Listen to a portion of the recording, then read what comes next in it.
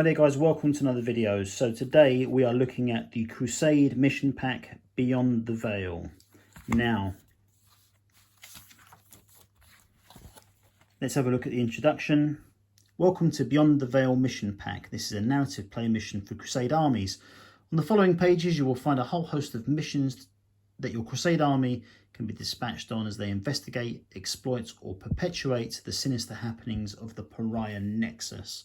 Okay, so cutting through the jargon, this pack contains a range of missions set within the tortured Pariah Nexus and tailored to different battle sizes from combat patrols to full-blown onslaught and engagements.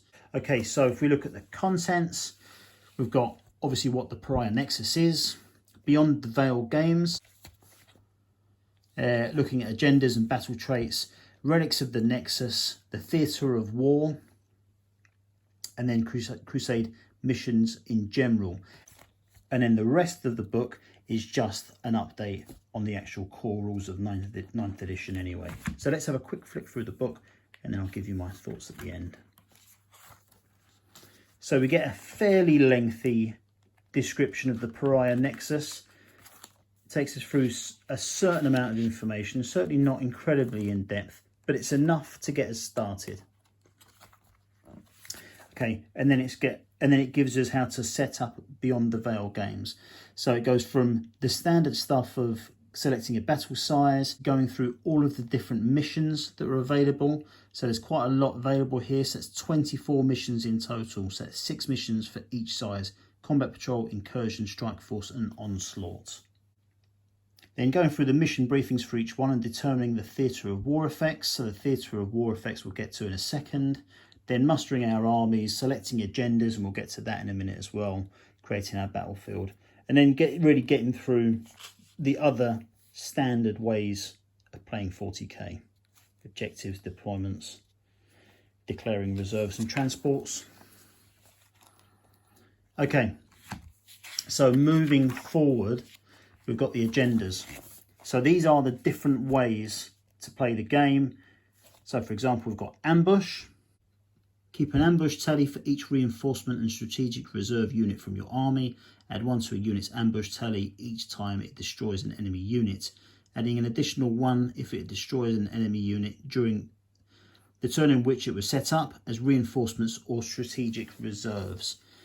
Each unit from your army that has 2 or more marks on its ambush tally gains 1 experience point for the Crusade campaign. The unit from your army that has the highest ambush tally gains 1 additional experience point. And then, so that is Purge the Enemy, but there's also a whole host of other ones. No Mercy, No Respite, Battlefield Supremacy, Shadow Operations, Warpcraft.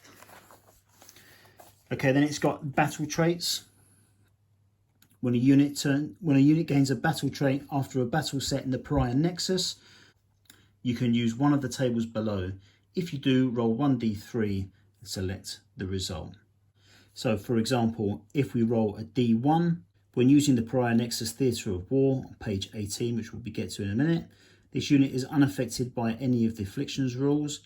Or on a d2, once per battle, you can re-roll single hit roll, wound roll, damage roll, or saving throw made by a model in this unit. Or Crusaders, when making advance and charge rolls for this unit, you can reroll dice results of 1 and 2. You can reroll morale tests taken for this unit. It's got battle traits for vehicle units only, and for monsters, and for characters. Then we've got Relics of the Nexus. When a character model from your army gains a Crusade relic after a battle set in the Pariah Nexus, you can instead select one of the relics listed below. All the usual rules for selecting Crusade relics are described in the Warhammer 40,000 core book apply, and then it's got a list of what those are.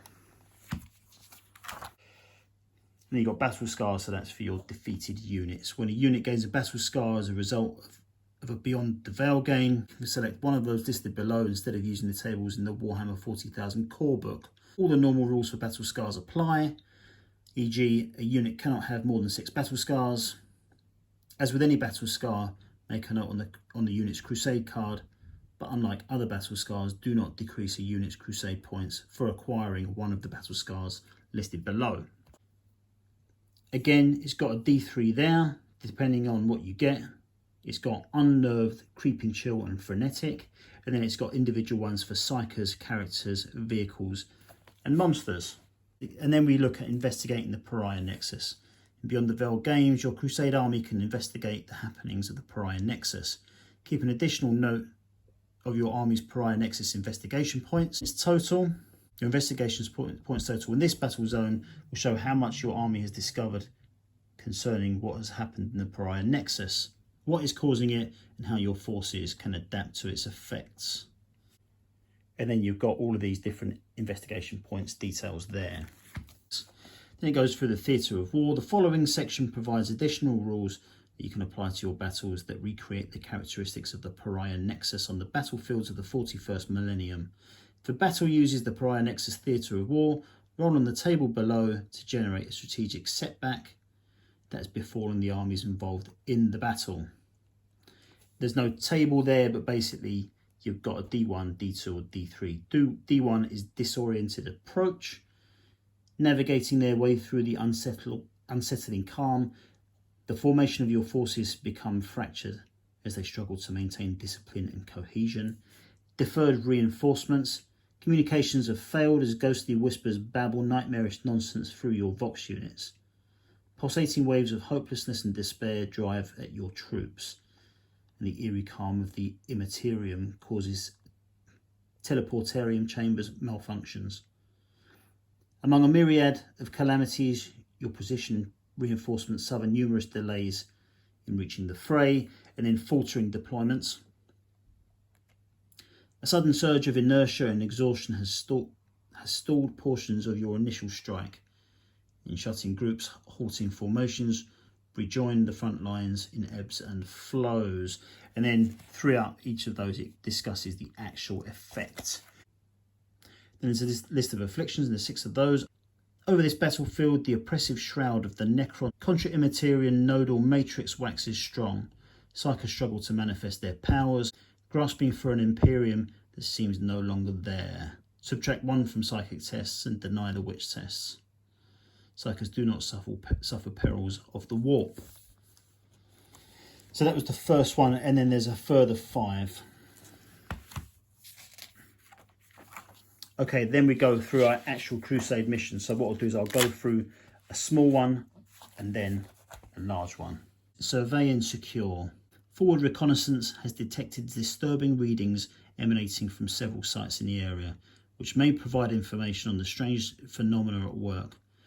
Lock these sites down so they can be examined and enemy forces can be prevented from gaining access to them. Okay, so the mission rules are: place 1 objective marker in the centre of the battlefield.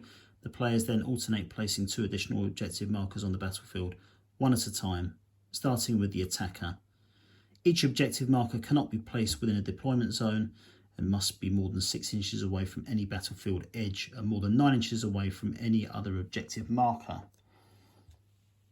Then there's a specific action: lock it down. 1 infantry unit, excluding characters from your army, can set to perform this action at the end of your movement phase. On an objective marker, it is within range of. The action is completed at the start of your next command phase, as long as that unit is still within range of the objective marker, and there are no enemy units, excluding aircraft, within range of it. If you complete this action, that objective is said to be locked down by your army and remains under your control, even if you have no models within range of it, until an enemy unit completes this action for the same objective marker. Each unit can only lock down 1 objective marker with this action each turn. Then it's got mission objectives. At the end of each player's turn, the player whose turn it is scores 10 victory points for each of the following conditions they satisfy, for a maximum of 30 victory points. They control 1 or more objective markers. They control 1 or more objective markers locked down by their army. They control 3 lockdown objective markers. This mission objective cannot be scored in the first battle round. And then the victor bonus can select 2 units from their army to be marked for greatness. See the Warhammer 40,000 core book after this battle instead of 1. Okay, so that's cool. And then it's got a load of narrative stuff down the bottom as well, which we didn't receive in other books. Okay, so that is the combat patrol mission. Then we'll look at one of the larger missions. So if we look at an Onslaught mission, assault the complex. Here lie a concentration of enemy defences that have held back your forces' advance for days. At last the route has opened up for you to stage a daring attack on this complex and hopefully sabotage its alien systems. You'll have to be swift, however, for the foe are even now endeavouring to lock down and consolidate this position. So it's got mission rules for objective markers, a power conduit action. One or more infantry units from your army can start to perform this action at the end of your command phase. Each unit from your army that starts to perform the action must be within range of a different objective marker. The action is successfully completed at the start of your next command phase. And then quantum shield generators. Models have a 5-up invulnerable save against ranged attacks while their unit is within an objective marker. When making a ranged attack against a unit within 3 inches of the objective marker, a wound roll of 1 to 3 always fails, irrespective of any abilities that weapon or the model making that attack may have. So the objectives are hold position and power conduit. And then again, it's got a bonus for the victor and a little bit more flavour text there for the narrative style. Okay, and then after we've gone through that, we again revert to our basic rules for 40k. It goes through all of that stuff.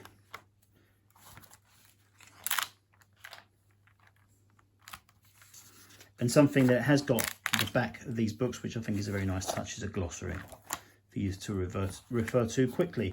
Now, I haven't played any Crusade missions yet, or I haven't started the campaign, but this sort of book really wants me to get into it. When I first read about Crusade just before 9th edition came out, I thought it was a bit of a fad. I didn't think people would really be up for it, but I think that what it needs is supporting by GW, and this is what they're doing with this. So I'm hoping to get one of these every couple of months, something like that. And I'm really hoping to play enough to keep up with it. So there you go. For me, Beyond the Veil is a good purchase if you're going to play Crusade. So if you play enough of the game, just like the other books that are out already, if you're not going to play much 40k, these are pretty much useless to you. But if you do want to play something especially sort of campaign narrative driven, then this is for you, definitely. So big thumbs up for me. I like it personally more than a tactical deployment book. Again, just because it is more narrative. So thank you very much for watching, guys. Much appreciated once again. I shall be back to you in my next video, which will be my full review of Verticus. So I'll see you then. See ya.